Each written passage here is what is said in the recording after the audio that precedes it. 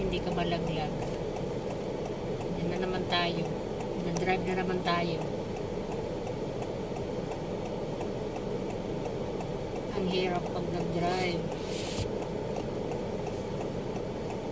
May cellphone. Hello guys, mag-drive na naman tayo.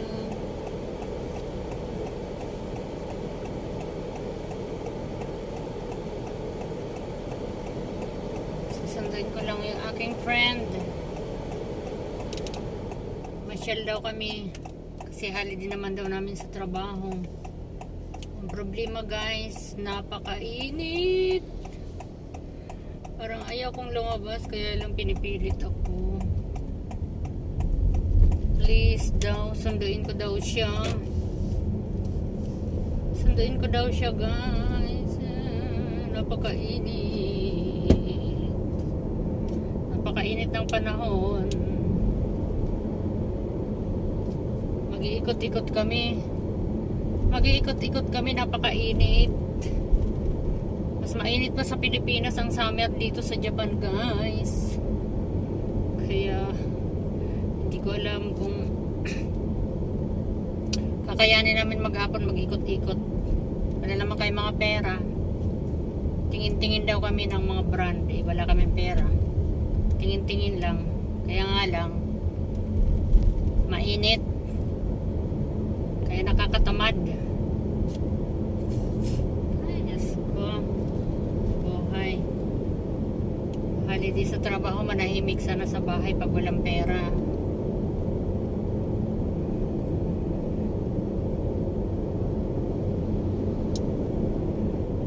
Nahiya din kasi ako guys, kasi yan, friend ko na yan. Siya ang nagrito sa trabaho ko ngayon. Kaya hindi rin ako makahindi. Give and take lang. Siyempre okay na rin yan kahit pa paano. Ma-refresh din tayo. Ma-refresh.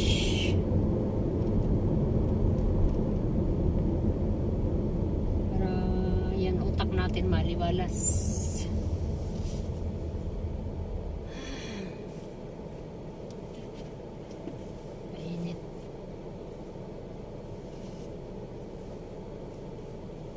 Bumalik lang ako ng bahay guys kasi naiwan ko itong ano ko, itong electric fan ko. Itong electric fan ko naiwan ko.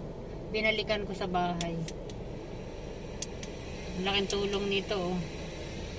Malaki ang tulong nito guys. Very neat.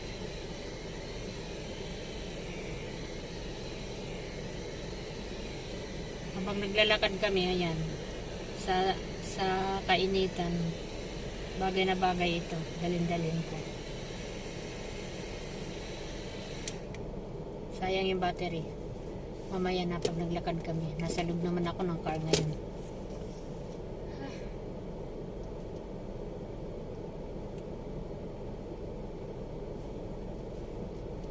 Yan lang yan.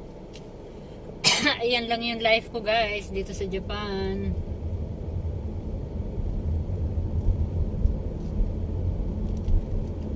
Sabi ng pinsan ko guys, kunin ko daw siya driver dito. Sus Maria, ano ba pasweldo ko? Wala naman akong pera. At saka hindi ganun kadali kumuha ng driver. Dito sa Japan ako, Diyos ko. Buti kong Pilipinas lang. Dito sa Japan guys, pag kumuha ka ng ganyan, mga driver, at saka may mga katulong, mga mayayaman lang yan guys. Kagaya ako, mahirap lang ako. Wala. Sariling sikap. Kaya pero thanks God pa rin kahit pa paano.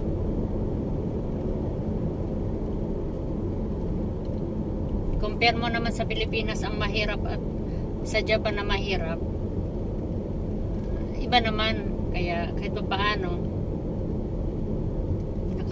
basta makaraos lang. 3 beses sa isang araw kumain, okay na. Basta healthy healthy lang ang katawan. Healthy lang lagi. Yun ang importante, guys. Anuhin mo naman maraming pera. Kung yung katawan mo ay bibigay naman sa pagod, wala rin. Kaya ako part-time na lang ako, guys. Part-time. 1 week, 3 times a day lang ako pumapasok. Pampawala lang ng stress sa loob ng bahay. Siyempre, pag wala kang trabaho, kung ano-anong iniisip mo. Kaya, yan.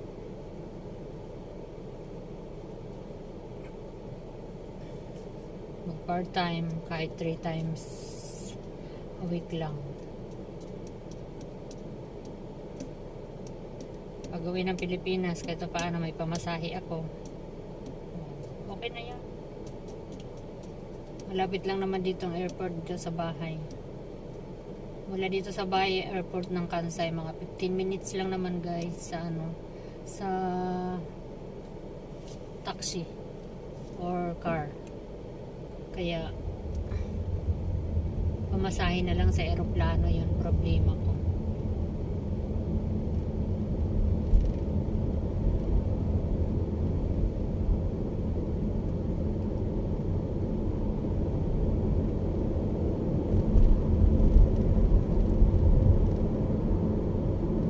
Sige, guys, pasensya na.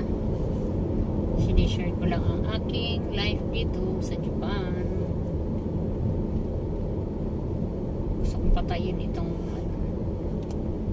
video, kaya nga lang drive ako mamaya na pag na naka-red light na.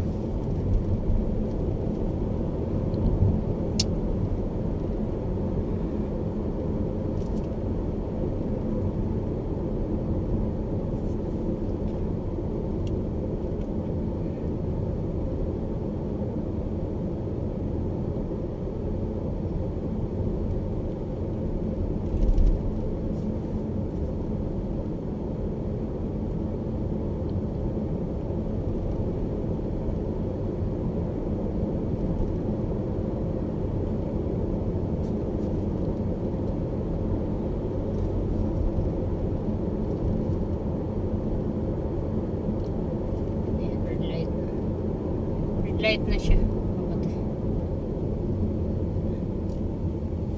Light ko muna. Pakahaba na ng video ko. Guys, patay ko muna. Ayan siya, guys.